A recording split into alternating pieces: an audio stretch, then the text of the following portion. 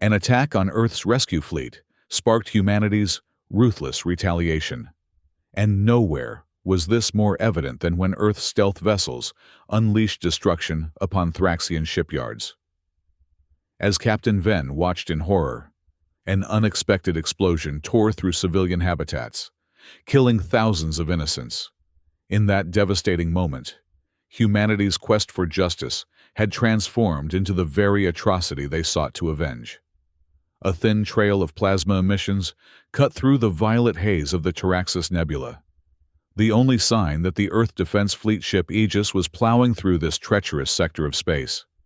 The massive vessel's hull gleamed dully under the scattered light of distant stars, its kilometer-long frame housing humanity's finest rescue technology and a crew of 400 souls, human and otherwise. On the bridge, Captain Elena Sorensen stood with her hands clasped behind her back, her eyes fixed on the navigation hologram. The path to New Mantua glowed in blue light, curving through the nebula's densest regions. "ETA to New Mantua Colony?" she asked, her voice carrying the crisp edge that had become her trademark over 15 years of command. 6 hours, Captain, Lieutenant Kaya replied from the navigation console. Solar superflare prediction remains unchanged. We'll have approximately 48 hours to complete evacuation before radiation levels become lethal. Elena nodded curtly. And our evac capacity? First Officer Malik Ju rose from his station, his dark eyes serious beneath heavy brows. Engineering reports all 67 life pods are operational. We've increased capacity by 17% with the adjustments to environmental systems. With the civilian transports accompanying us, we can move roughly 22,000 colonists in a single evacuation wave. And the colony population?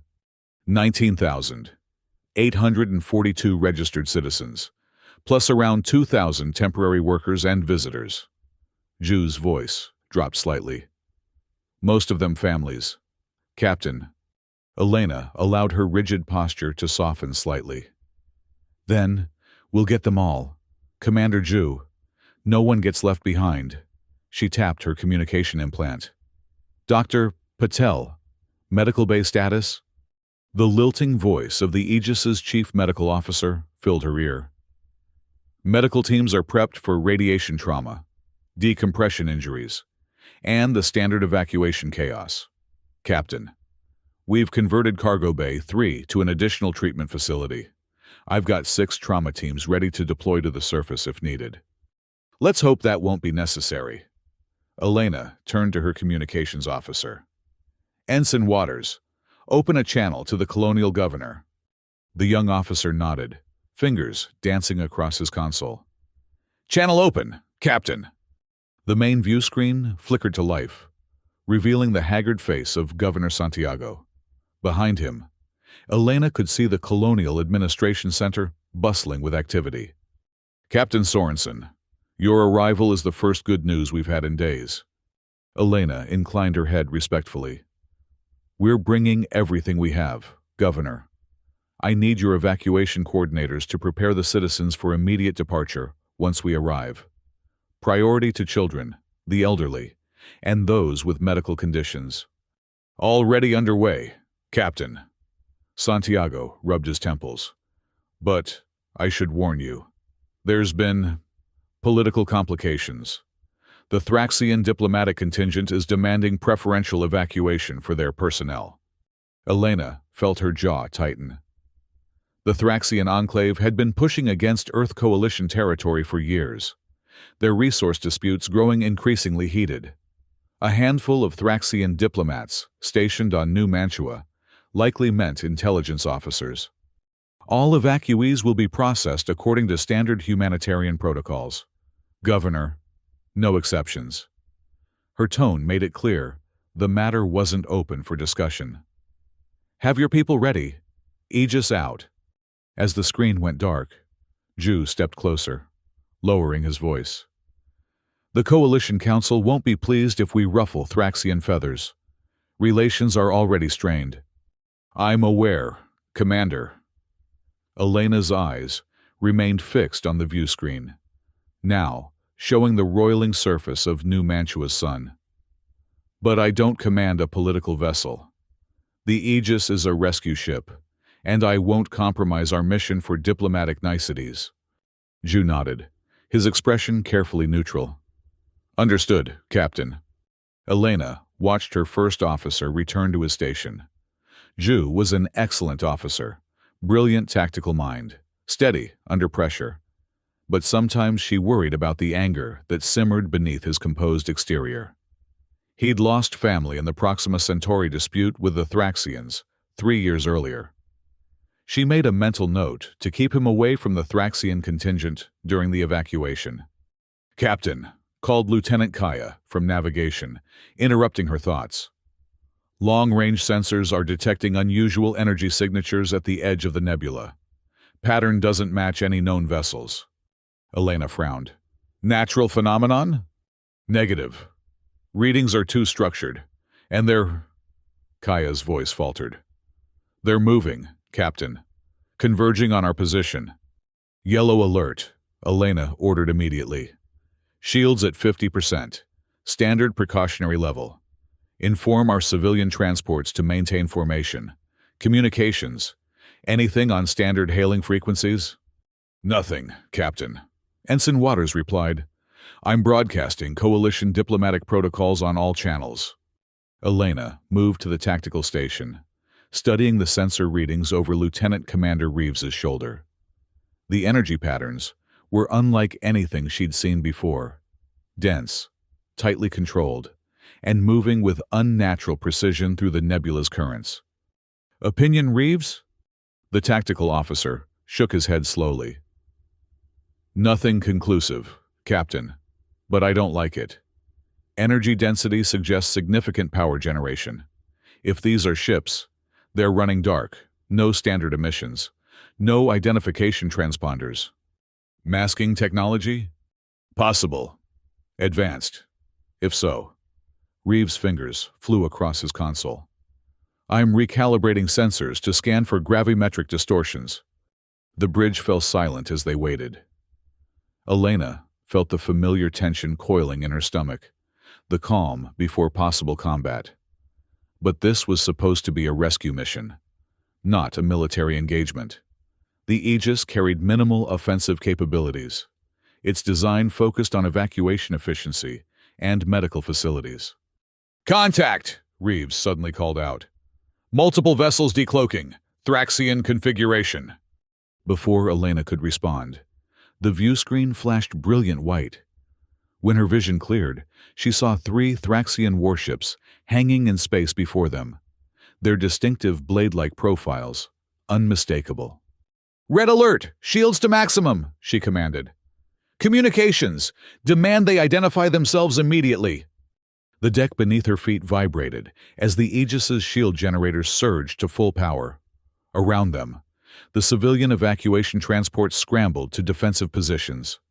No response to hails, Captain, Waters reported, his young face pale.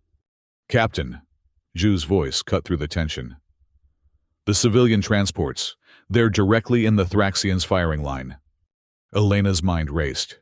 The Thraxian vessels were war-class destroyers, each easily outgunning the Aegis. The civilian ships were essentially defenseless.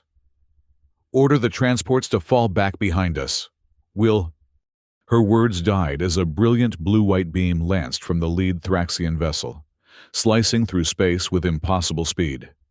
It struck the nearest civilian transport, the Mercy Wind, dead center. For a horrifying moment, the transport's shields flared golden, struggling against the assault. Then they collapsed, and the beam cut through the vessel's hull as though it were paper. The Mercy Wind didn't explode. It simply came apart, disintegrating into swirling particles that scattered into the nebula's violet haze. 2,000 civilian rescue workers and medical personnel, gone in an instant. Before anyone on the bridge could react, 2 more beams struck the remaining transports. The Nightingale managed to evade a direct hit, but the glancing blow was enough to rupture its engineering section. The ship spun helplessly, venting atmosphere and debris. The third transport, the Samaritan, suffered the same fate as the Mercy Wind. Total molecular disintegration. "What in God's name?" Elena whispered, momentarily frozen by the unprecedented destruction. The bridge erupted into controlled chaos.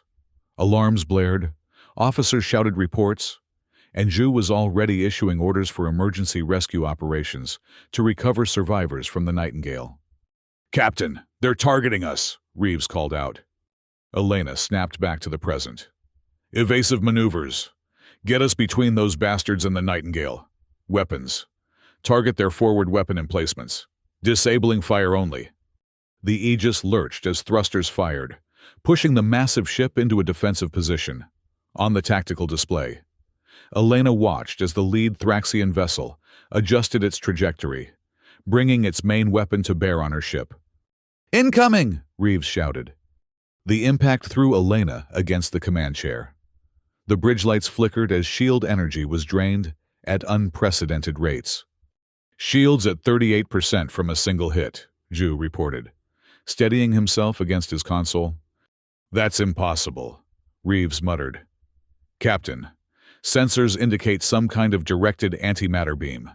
It shouldn't be possible. The power requirements alone." "Save the analysis for later," Elena cut him off. "Helm, keep us moving. Irregular pattern Delta 7. Don't let them get another clean shot." As the Aegis executed a series of rapid maneuvers, Elena keyed her communicator. "Engineering. I need everything you've got for the shields. Divert from non-essential systems." Chief Engineer Takano's voice came back, strained but steady. "Already on it, Captain. But whatever they hit us with, it's causing cascade failures in the shield matrix. I can give you maybe 3 more hits at most before they fail completely." "Do your best, Takano." Elena turned to communications. "Waters, anything from the Thraxians? Demands, threats?" Waters looked up from his console, his face ashen. "Single text transmission, Captain. Message reads, 'Cease all humanitarian operations or face extinction.'" The bridge fell silent for a beat. "They're attacking a rescue mission," Zhu said, his voice dangerously quiet. "They're slaughtering evacuation ships." Elena felt cold rage building inside her, but pushed it down. This was no time for emotion. "Patch me through to Earth High Command, Priority Alpha, and get me a channel to those Thraxian ships." "High Command responding, Captain," Waters announced moments later. "Admiral Reyes standing by." The view screen split, showing the stern face of Admiral Victor Reyes alongside the tactical display of the Thraxian vessels. "Admiral," Elena acknowledged, "we are under unprovoked attack by Thraxian warships. They've destroyed 2 civilian evacuation transports and disabled a third with some kind of advanced antimatter weapon. Request immediate military assistance and authorization to engage with full defensive capabilities." Reyes's expression didn't change. "Captain Sorensen, I'm looking at your sensor data now. The situation is concerning. However, I must caution restraint. The Coalition Council is in emergency session regarding the Thraxian border dispute. Any aggressive action could jeopardize diplomatic efforts." Elena felt her nails digging into her palms. "Admiral, with respect, they've already killed over 4,000 civilian rescue personnel. This isn't a border dispute, it's a massacre." "I understand your position, Captain," Reyes replied, his voice maddeningly calm. "But we cannot escalate this situation. Continue evasive maneuvers and attempt to recover survivors. Reinforcements are being dispatched, but they're 18 hours out. Until then, you are not, I repeat not, authorized to engage the Thraxian vessels except in minimum defensive action." "Sir!" "Those are your orders. Captain Sorensen. High Command out." The Admiral's image vanished, leaving Elena staring at the tactical display, where the Thraxian warships were methodically moving to surround the Aegis and the crippled Nightingale. "Captain," Zhu said quietly beside her, "we have Shuttle Bay 2 prepared for rescue operations. Medical team standing by?" Elena nodded, forcing herself to focus on what she could control. Launch rescue shuttles. Maximum shield reinforcement around them. Get as many survivors as possible from the Nightingale. And the Thraxians? Reeves asked from tactical. Elena's eyes hardened. Continue evasive maneuvers.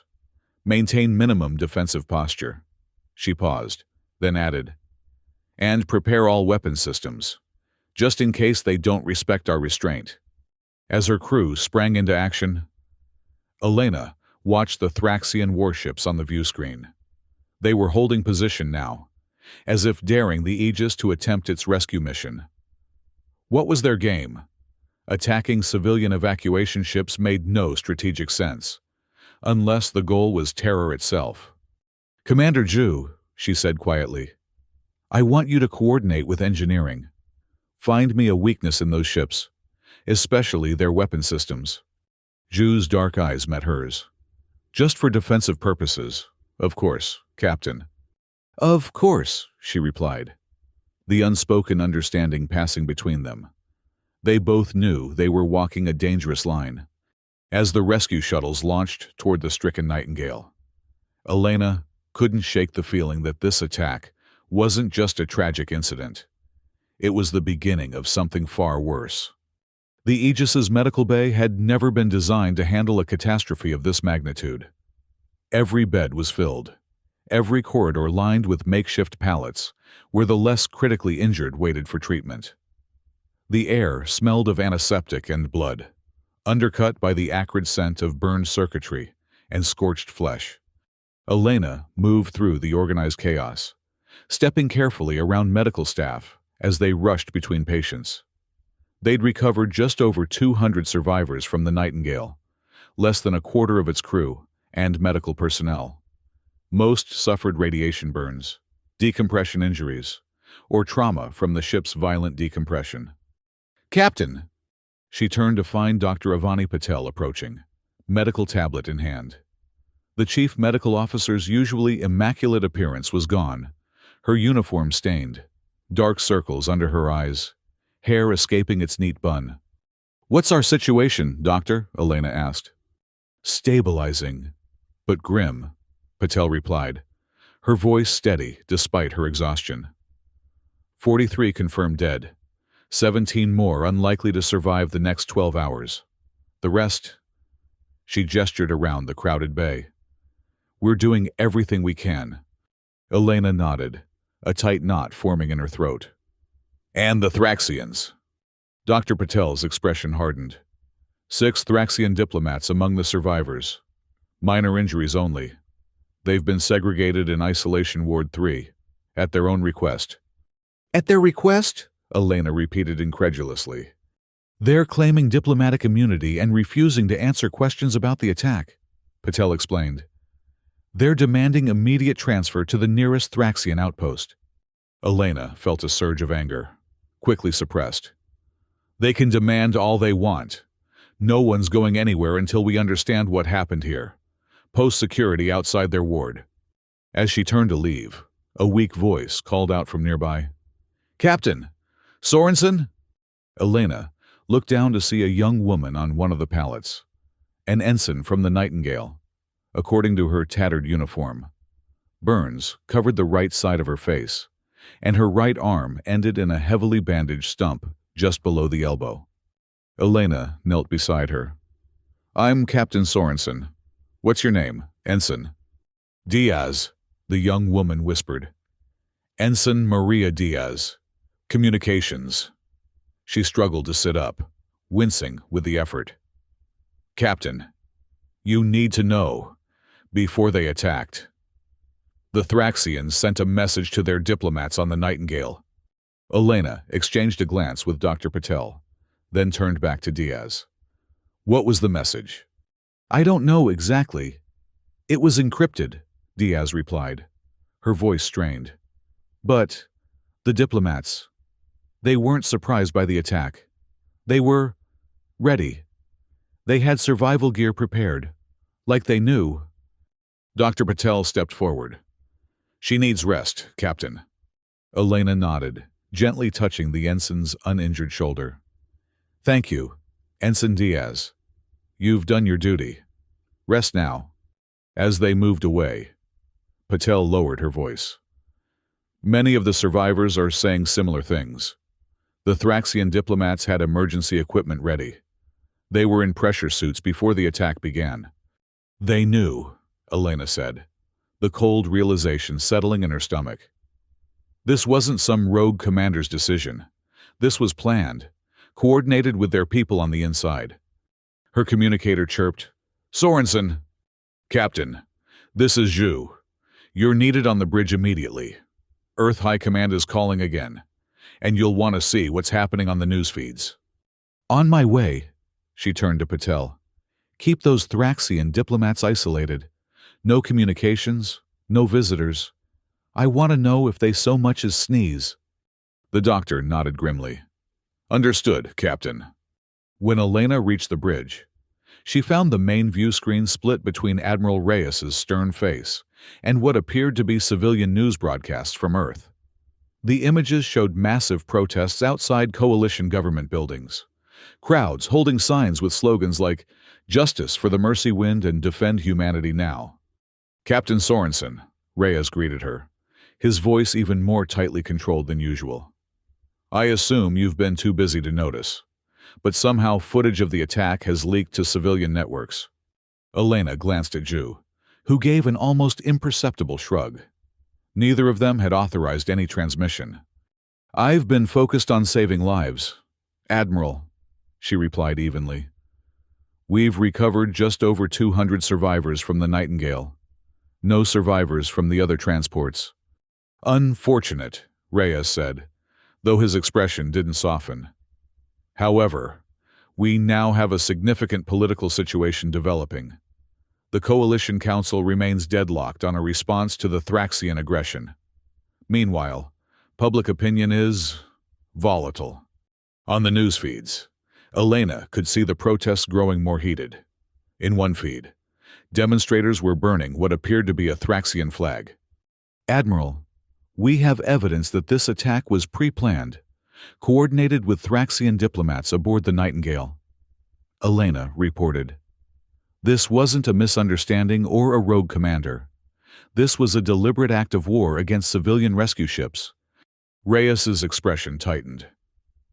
I've seen the preliminary reports, Captain. The situation is complex. The Thraxian ambassador to Earth is claiming the attack was a regrettable error, that their vessels mistook your fleet for military transports carrying weapons to support colonial militia on New Mantua. That's absurd, Elena snapped. Our ships were clearly marked as humanitarian vessels. The Thraxians know exactly what the Aegis is. Everyone does. And they specifically demanded we cease humanitarian operations in their message. I'm well aware of the inconsistencies, Captain, Reyes replied coldly. Nevertheless, my orders stand. Maintain your position. Do not approach New Mantua until further notice. Do not engage the Thraxian vessels unless directly threatened. Sir, there are nearly 22,000 colonists on New Mantua facing radiation death if we don't evacuate them in the next 46 hours. Elena protested. We can't just... Those are your orders, Captain, Reyes cut her off. High Command out. As the Admiral's image disappeared, Elena turned to Zhu. Status of the Thraxian warships? Holding position at the edge of the nebula, he reported. They've made no further aggressive moves, but they're blocking our direct route to New Mantua. Elena studied the tactical display, mind racing.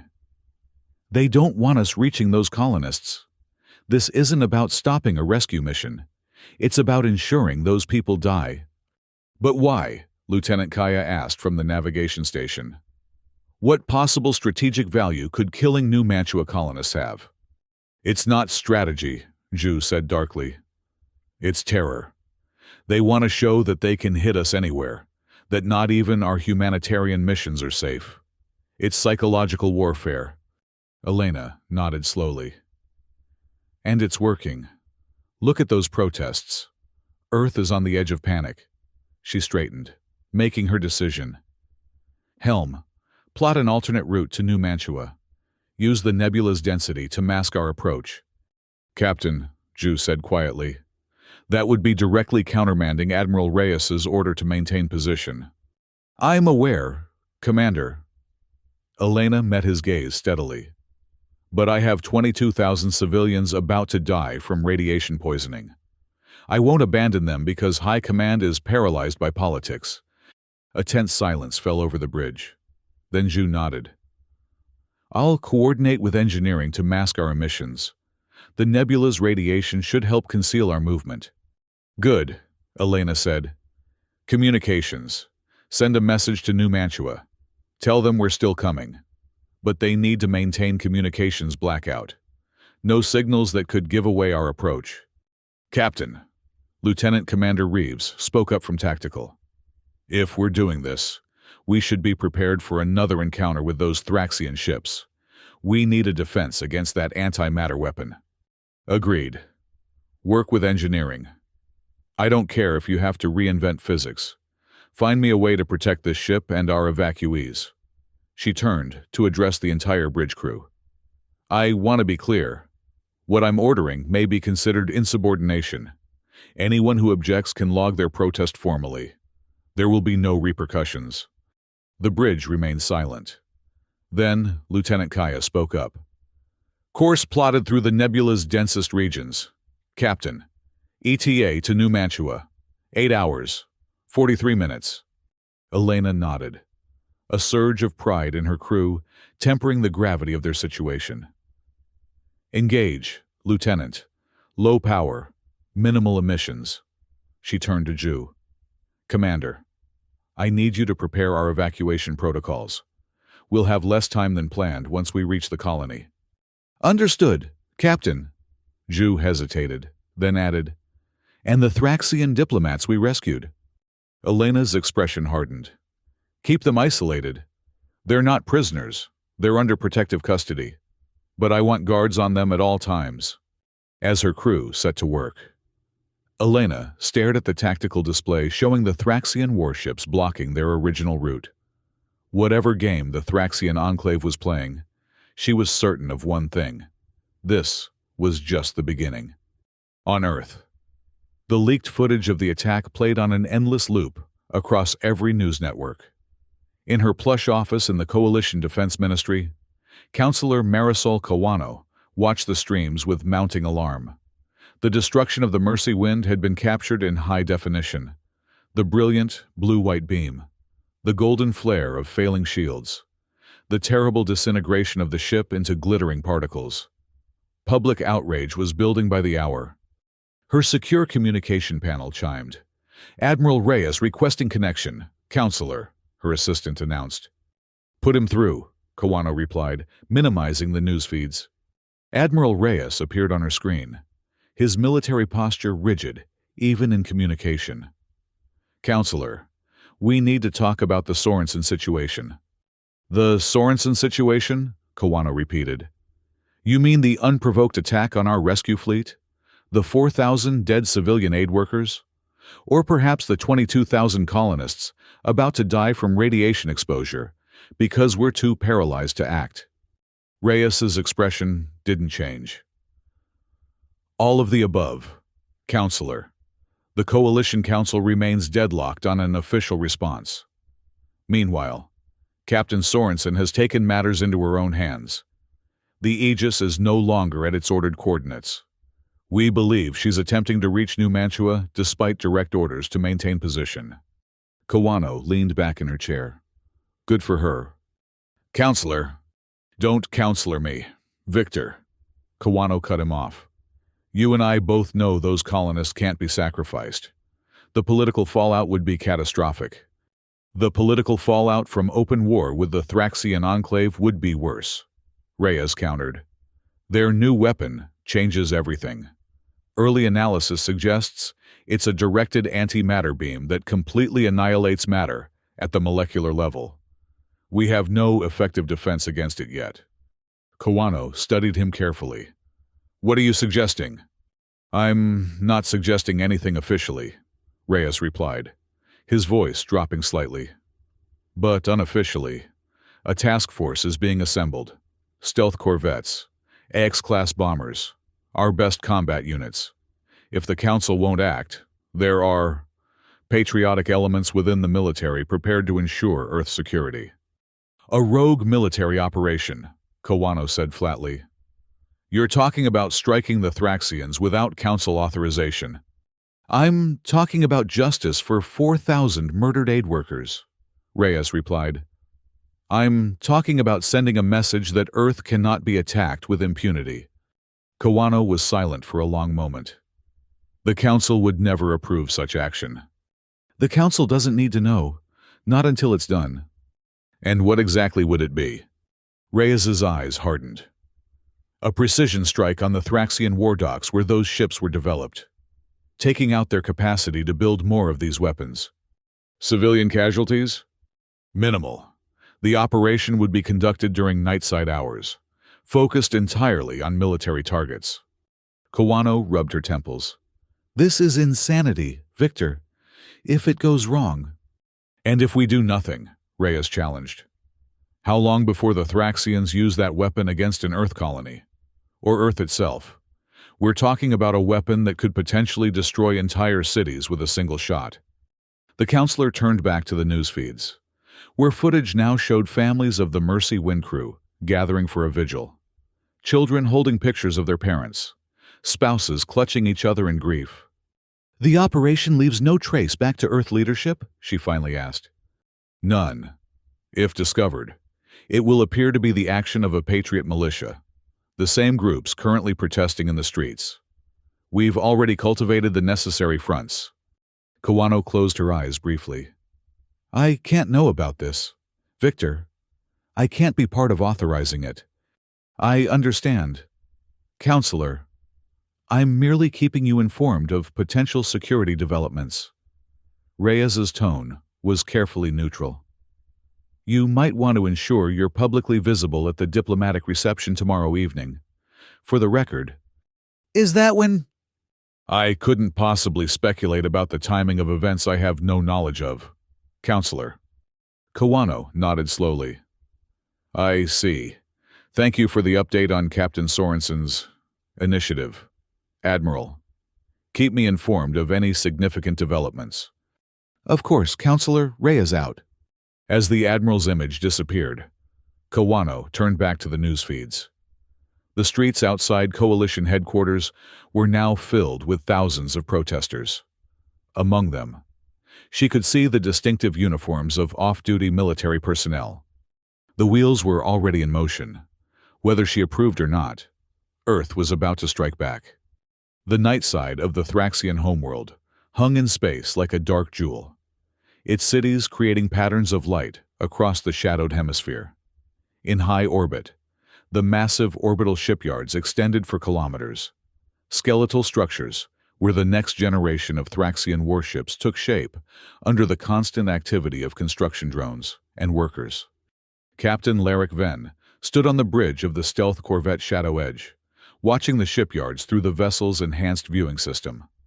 The corvette's stealth systems were operating at maximum efficiency, rendering it virtually invisible to Thraxian sensors. All units in position, Captain, his tactical officer reported quietly. AX bombers are on station. Stealth drones have completed final reconnaissance sweep. Venn nodded. Enemy defenses? Standard orbital cannons. Automated response systems? Nothing unexpected. They're not on heightened alert. Of course not, Venn said grimly. Why would they be? They don't expect retaliation for murdering rescue workers. He touched his communication implant. All units. This is Shadow Actual. Mission is go. I repeat, mission is go. Primary targets only. Minimize collateral damage. Acknowledgements came in from the 5 other corvettes, and 12 bombers spread in a loose formation around the shipyards. The stealth drones would strike first, taking out communication arrays and sensor nodes. Then the corvettes would target defensive systems, creating a window for the bombers to deliver their payloads to the primary targets, the construction bays where the new anti-matter weapon systems were being installed on Thraxian warships. For the Mercy Wind, Venn said quietly as he gave the final command, Execute. The attack was textbook perfection. The drones struck simultaneously, key communication systems across the shipyards going dark in the same instant. Before alarms could sound, the corvettes opened fire, precision beams slicing through defensive installations with surgical accuracy. The Thraxians had no warning, no time to raise shields or scramble response vessels. By the time the first general alerts began blaring across the shipyards, the Axe bombers were already releasing their payloads, specialized munitions designed to penetrate deep into the shipyard structure before detonation. The first explosions blossomed silently in the vacuum of space, brilliant flowers of destruction that ripped through the delicate lattice of the construction bays. Secondary explosions followed as power systems overloaded, fuel cells ruptured, and partially completed warships began breaking apart. "Target Alpha destroyed," reported the tactical officer, his voice clinical despite the destruction playing out before them. "Targets Bravo and Charlie confirmed hit. Delta, direct hit, structure collapsing." Ven watched impassively as the shipyards began to come apart. The precision of the strike was impressive. The military construction areas were being systematically destroyed, while the adjacent civilian sections remained largely intact. Then, something unexpected happened. A massive explosion, far larger than any of their munitions could produce, erupted from the central hub of the shipyards. The shockwave rippled outward, tearing through both military and civilian sections indiscriminately. "What was that?" Ven demanded. "Unknown, sir," the tactical officer replied, frantically checking his readings. "Appears to be some kind of catastrophic power core breach in the central hub. It's... Sir, there were civilian habitation rings connected to that hub." Ven felt his blood run cold. "Casualties." The officer's face had gone pale. "Preliminary estimate based on standard occupancy of those habitation rings. 15 to 20,000 civilians, sir." For a moment, the bridge was utterly silent. Then Ven's communications officer spoke up, her voice strained. "Sir, we're picking up emergency broadcasts. They're reporting whole families in those habitation sections. Children." Ven stared at the continuing chain of explosions rippling through what had been the civilian quarters of the shipyards. This wasn't what they'd planned. This wasn't precision justice. This was... "Withdraw," he ordered, his voice hollow. "All units, immediate withdrawal. Maximum stealth protocols." He turned to his communications officer. "Encode a message to Admiral Reyes. Operation complete, but unexpected complications. Civilian casualties far beyond projections." As the Earth vessels slipped away into the darkness, leaving destruction in their wake, Ven couldn't help but think they had just crossed a line from which there was no return. From the observation deck of the Aegis, Elena watched the evacuation of New Mantua unfold. The ship had reached the colony with less than 36 hours before lethal radiation levels would make the planet's surface uninhabitable. Every shuttle, every life pod, every available transport vessel was being utilized in a desperate race against time. "Captain," Commander Ju's voice came from behind her. She turned to find her first officer looking more grim than usual, a data tablet in his hand. "What is it, Commander?" "News from Earth. Captain, there's been an attack on the Thraxian shipyards." Elena felt her stomach drop. "An attack? By whom?" Ju handed her the tablet. "Officially, a Patriot militia of former Earth Defense Force officers acting without government sanction. Unofficially." "Admiral Reyes," Elena said quietly, scanning the report. The images showed catastrophic destruction across the Thraxian orbital facilities. "Casualties?" "Official Thraxian statement claims over 19,000 civilians dead, including 5,000 children in the habitat rings." Ju's voice was carefully neutral. "Earth Coalition is denying involvement, claiming it was the action of rogue elements responding to the attack on our rescue fleet." Elena closed her eyes briefly. 19,000 civilians? We lost 4,000 aid workers, and we responded by killing 19,000 civilians. She handed the tablet back to Ju. This will only escalate. The Thraxians will retaliate. Most likely, Ju agreed. But it may buy us time to complete this evacuation. The Thraxian forces that were blockading our route have been recalled to defend their home system. Elena nodded slowly. Small mercies. She turned back to the observation window, watching as another wave of shuttles rose from the colony's surface. What's our status? 14,000 colonists evacuated so far. The remaining 8,000 should be aboard within the next 10 hours. Well, before radiation reaches lethal levels. Ju paused. Captain, there's something else. The Coalition Council has issued new orders regarding the Thraxian diplomats we rescued from the Nightingale. Let me guess.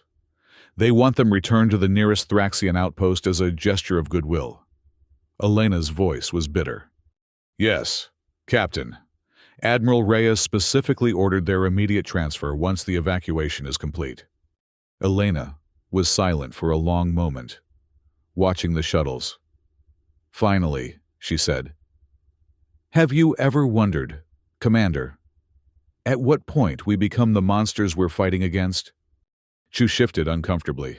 Captain, we attack a shipyard, killing thousands of civilians. Then hand back the very people who coordinated the original attack on our rescue fleet. She shook her head. It makes no sense strategically or morally. Politics rarely does, Captain. Politics? Elena almost spat the word. While we play politics, people die. She straightened her shoulders. Continue with the evacuation. Commander, it's the only thing we can control right now. And the Thraxian diplomats. Elena's expression hardened. They stay where they are until I receive direct orders from the Coalition Council itself, not from Admiral Reyes. Those diplomats are witnesses to a premeditated attack on civilian vessels. They belong in a war crimes tribunal, not sent home with apologies. That could be seen as insubordination, Captain. Add it to my growing list, Commander. Elena managed a grim smile.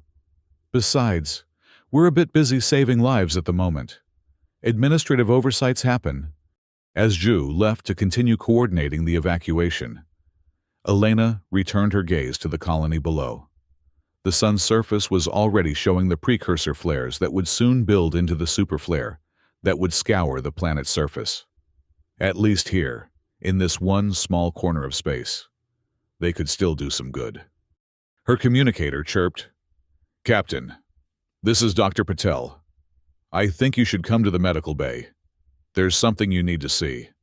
When Elena arrived at the medical bay, she found Patel waiting outside Isolation Ward 3, where the Thraxian diplomats were being held. What's the situation, Doctor? Patel handed her a data tablet. One of the Thraxians requested medical attention for what they claimed was a respiratory issue. While examining him, I discovered this. She tapped the tablet, bringing up a series of medical scans. It's a subdermal implant, military grade. All 6 of the Thraxians have identical implants. Elena studied the scans. Communication devices? More than that, Patel replied. They're quantum-entangled transmitters, undetectable by standard scans, unblockable by normal jamming methods.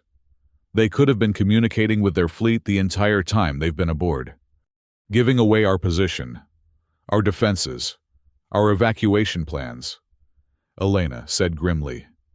No wonder the Thraxian ships knew exactly where to hit us. She looked up. Can you disable the implants?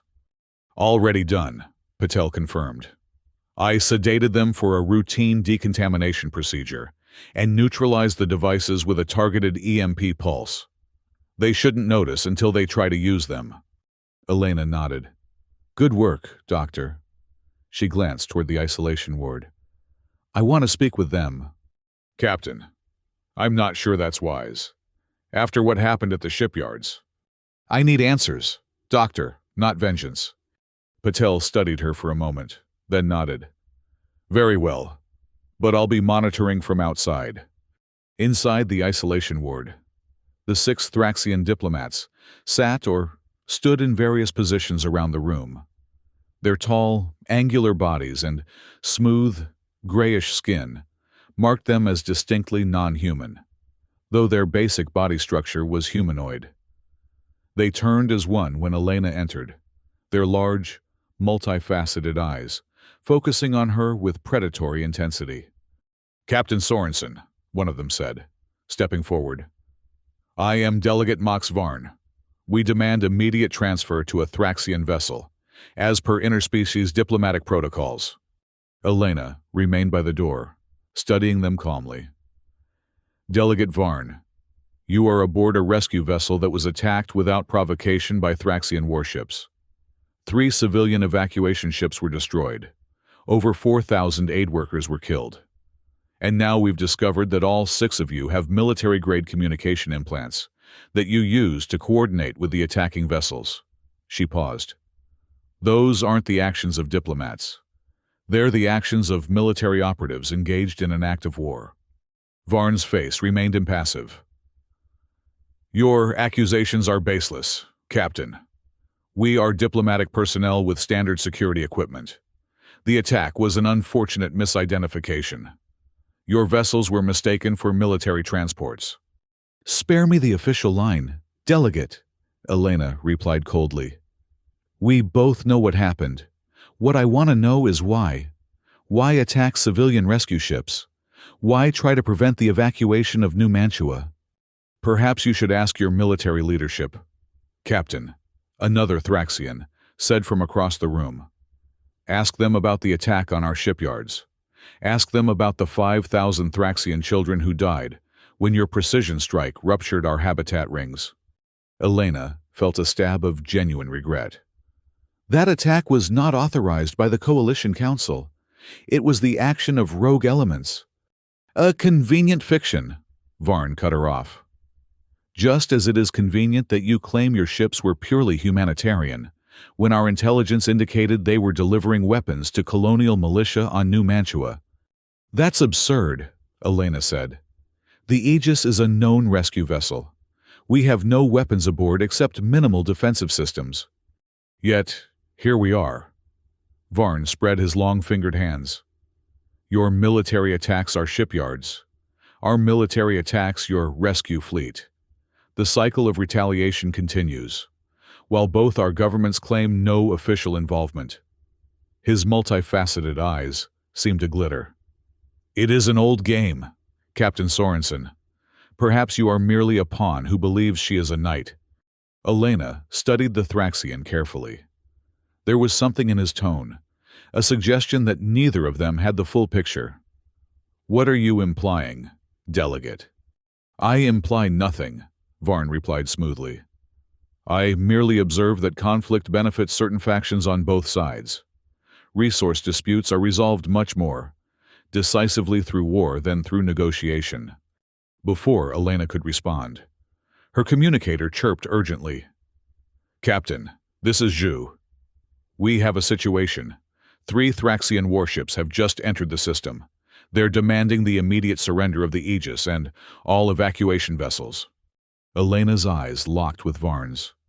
The Thraxian's expression remained unreadable, but she thought she detected something like resignation in his posture.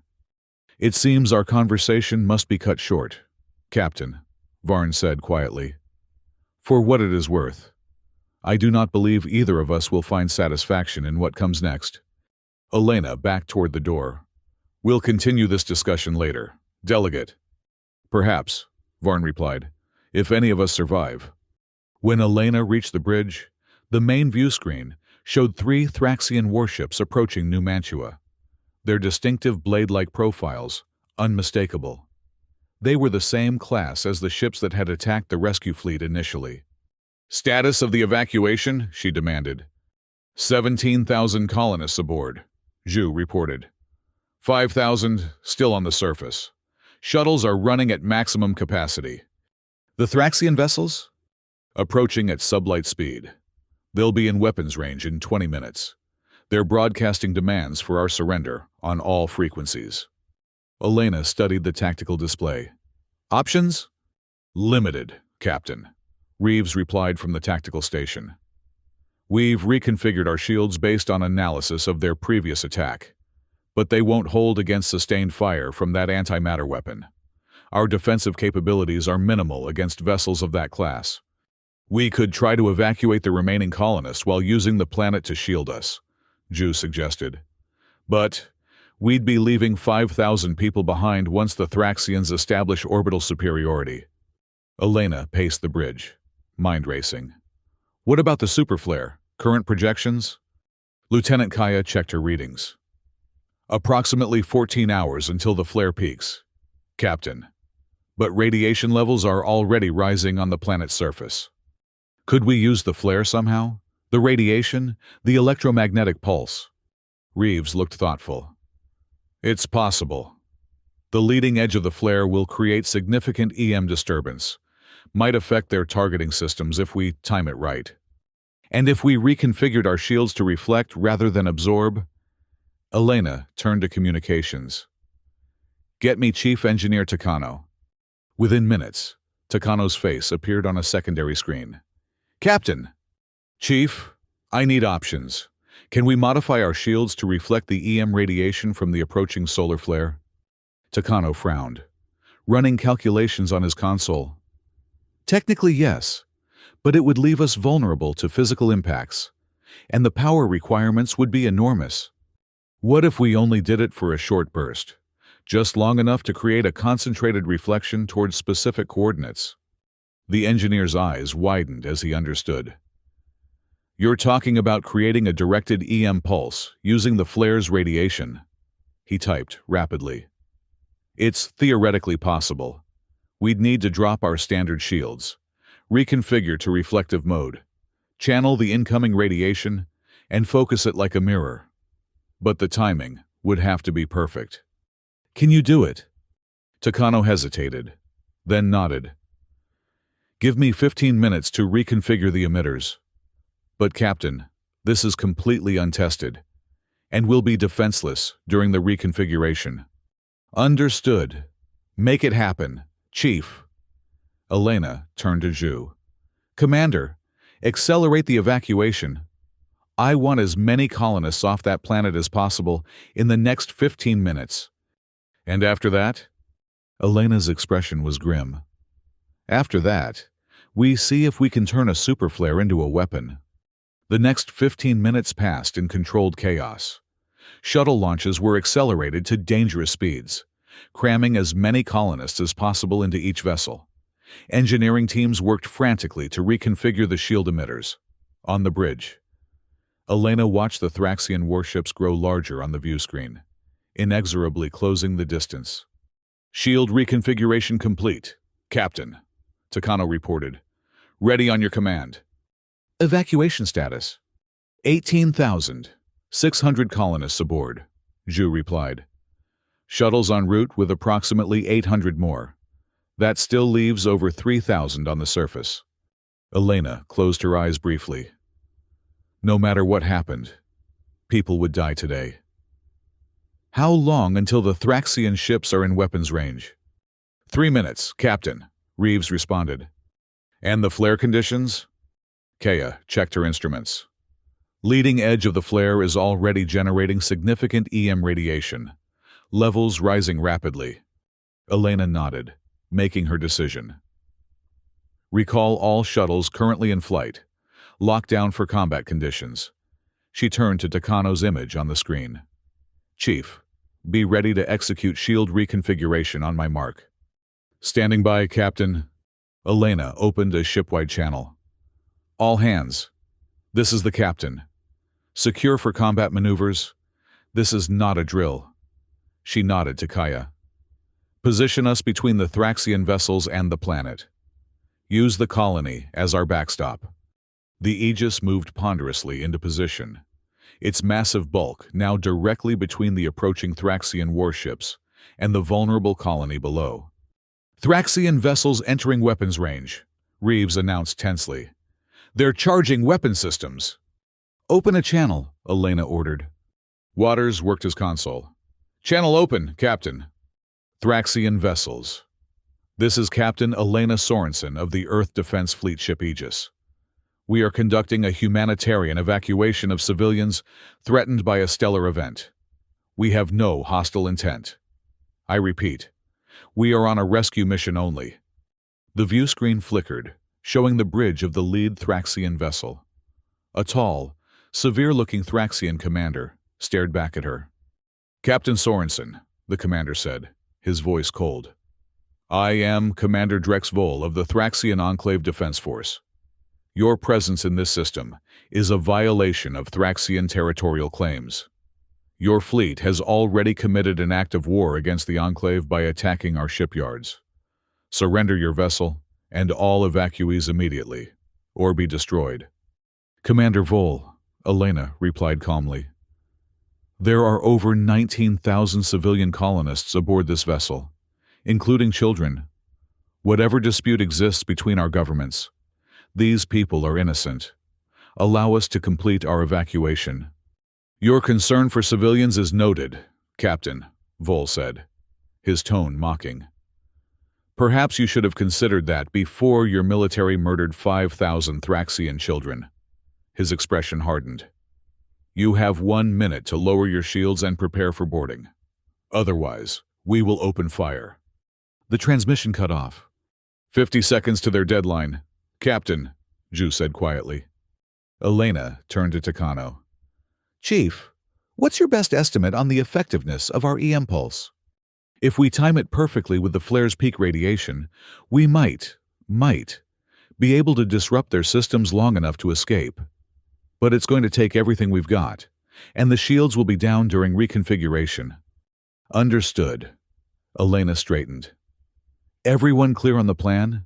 We drop shields, reconfigure to reflective mode, channel the flare radiation, and direct it at the Thraxian vessels. If it works, we get the hell out of here while they're disabled." "And if it doesn't work?" Reeves asked. Elena met his gaze steadily. "Then we've given the evacuation shuttles a chance to escape, while the Thraxians are focused on us." A tense silence fell over the bridge. Then Ju spoke. "We're with you, Captain." Elena nodded. 30 seconds to their deadline. Stand by to drop shields on my mark."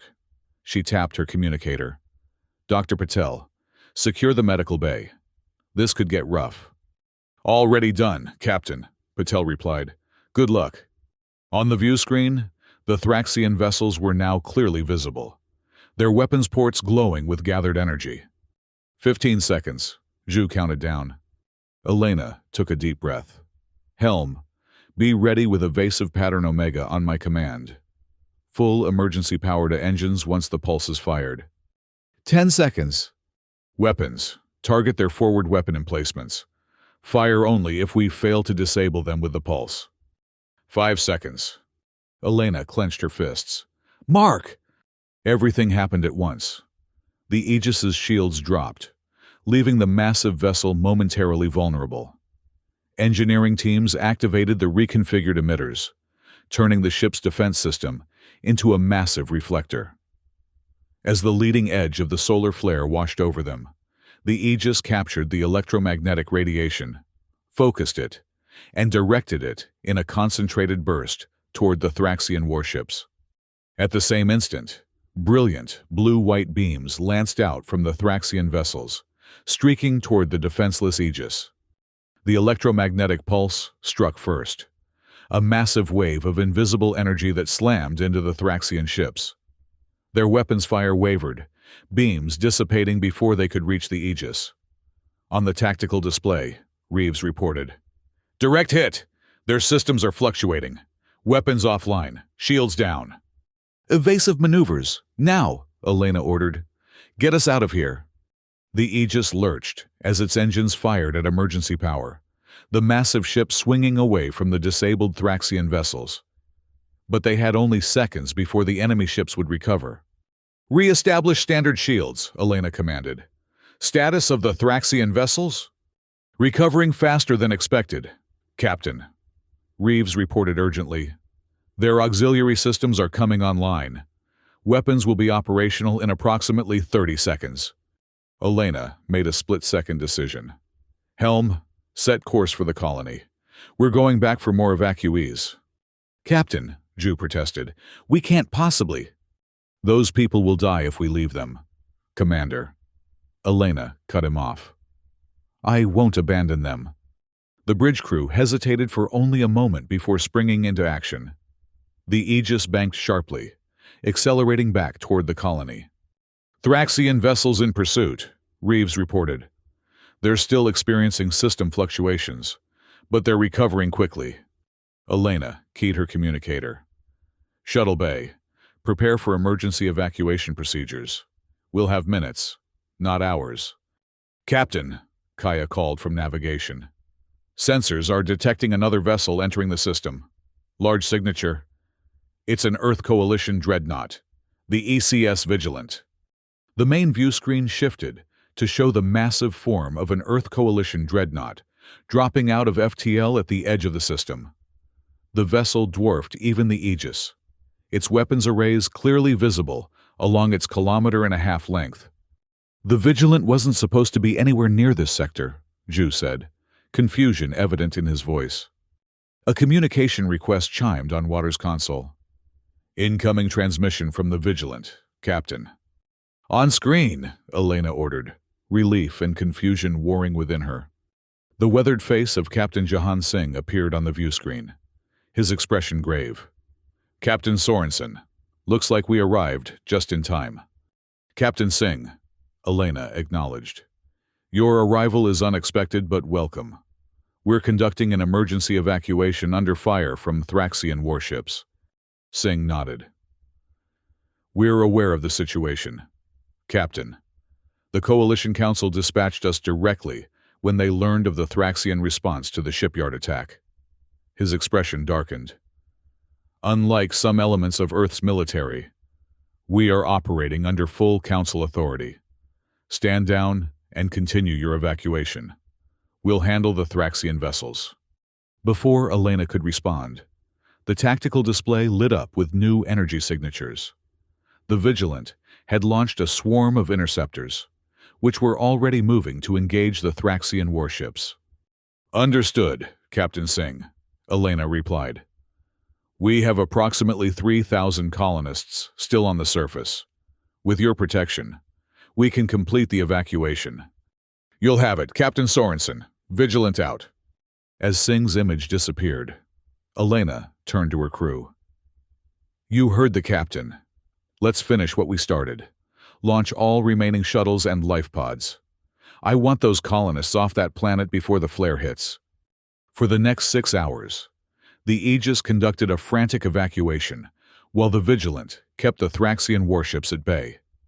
The Dreadnought's superior firepower forced the Thraxian vessels to maintain their distance, unable to interfere with the rescue operation.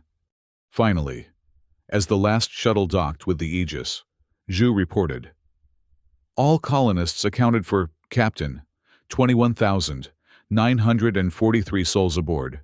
We lost 57 in the evacuation, mostly security personnel who stayed behind to coordinate the final groups. Elena nodded solemnly. Each one a hero. She turned to the view screen, where the sun of New Mantua was now visibly distorted, its surface roiling with the building energy of the superflare. Time until flare peak? Less than an hour. Captain, Kaya replied. We need to clear the system immediately. Contact the Vigilant. Inform Captain Singh we're ready to depart.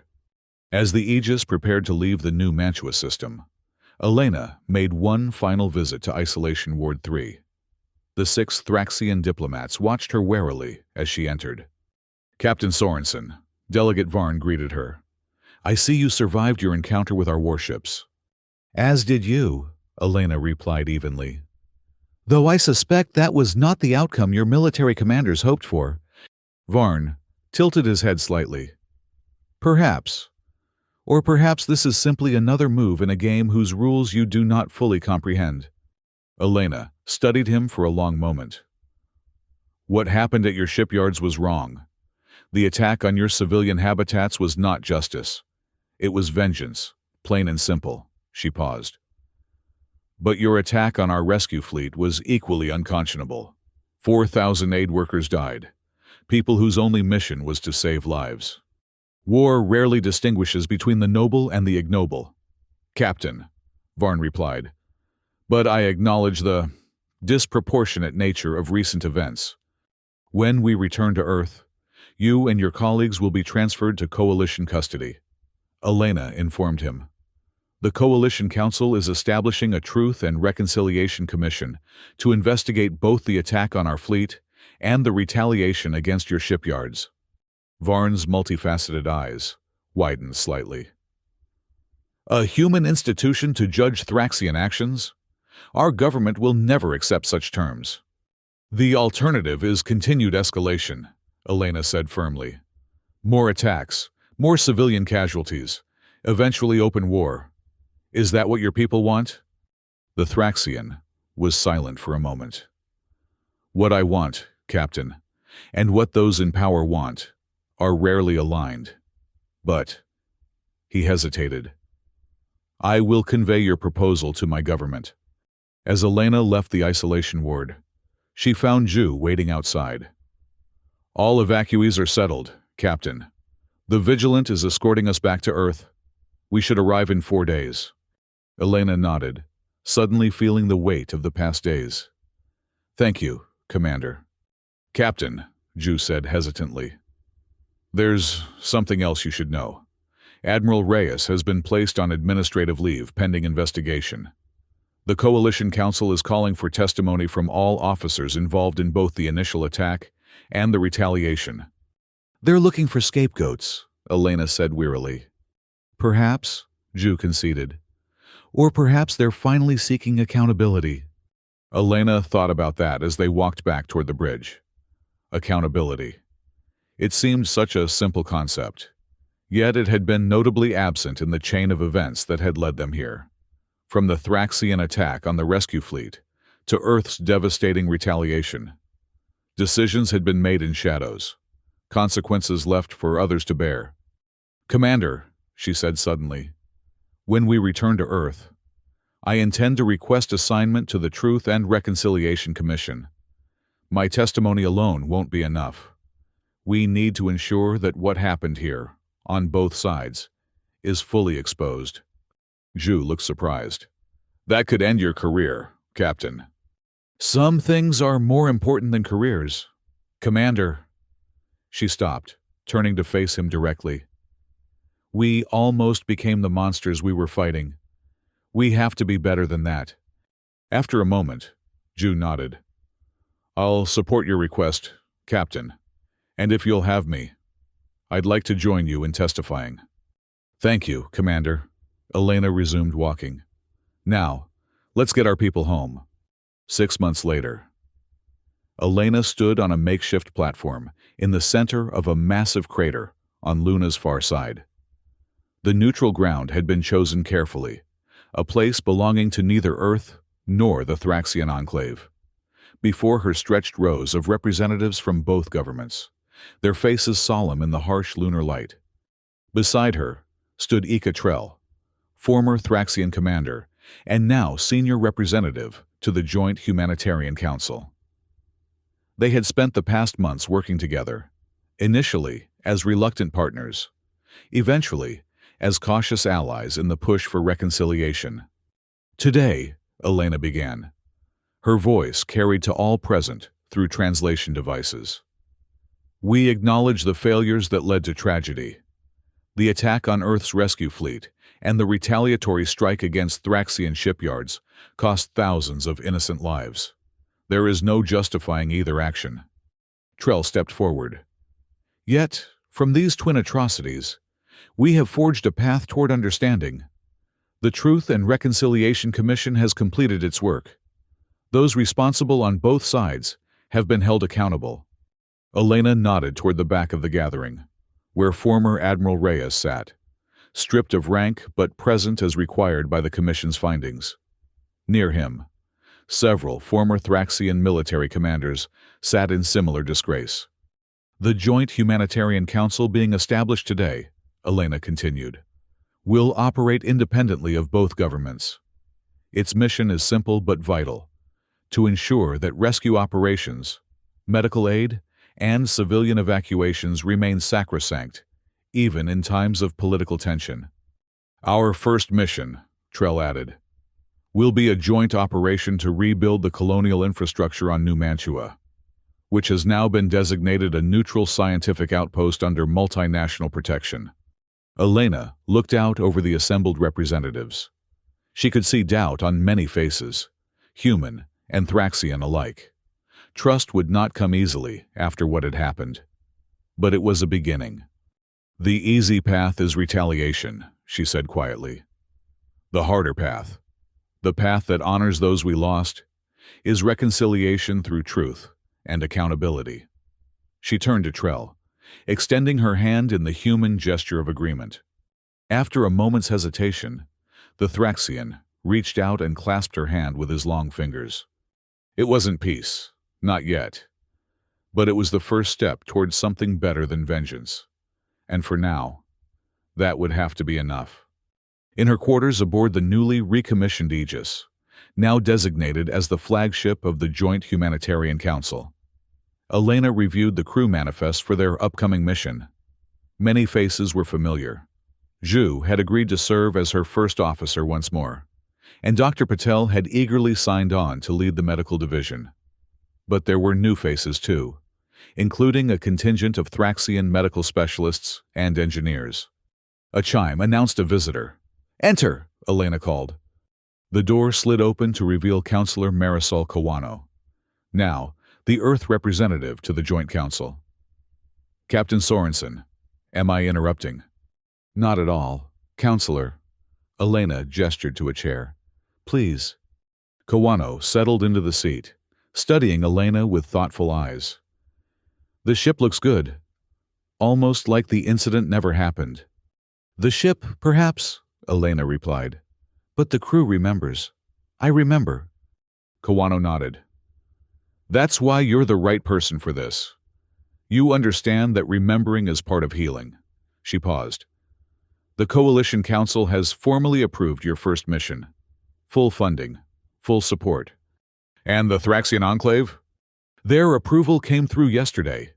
It seems Commander Trell can be quite persuasive when necessary." Elena allowed herself a small smile. "He has his moments." She set aside the crew manifest. "Will it work, Counselor? This fragile peace we're building?" Kawano considered the question seriously. "I don't know. There are still hardliners on both sides who would prefer a more definitive resolution to our differences. But what happened 6 months ago showed everyone the cost of that path."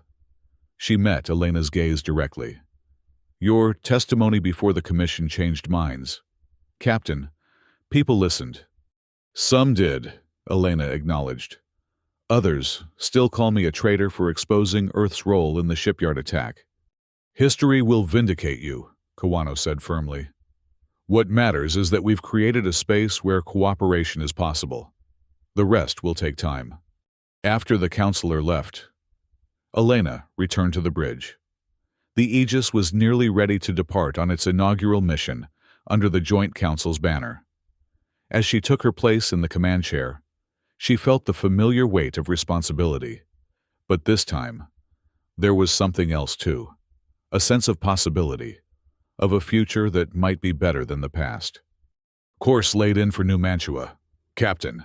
Lieutenant Kaya reported from navigation. "Engineering reports all systems nominal." "Very good, Lieutenant." Elena glanced at Zhu, who nodded his readiness. "Commander Trell, is your team prepared?" The Thraxian, standing at what had once been Reeves' tactical station, inclined his head. "All Thraxian personnel report ready. Captain Sorensen." Elena took a deep breath, looking around at the mixed crew, human and Thraxian working side by side. It wasn't perfect. There were still sidelong glances, moments of tension, but it was a beginning. "Helm, take us out," she ordered. "Standard departure protocols." As the Aegis pulled away from Earth orbit, Elena thought of all they had lost, and all they might yet gain. The path of vengeance had nearly destroyed them all. The path of reconciliation would be longer, harder in many ways. But as she watched her crew, Former enemies, now cautious colleagues. She allowed herself to hope. Perhaps, in the end, mercy really could redeem even the bloodiest of conflicts.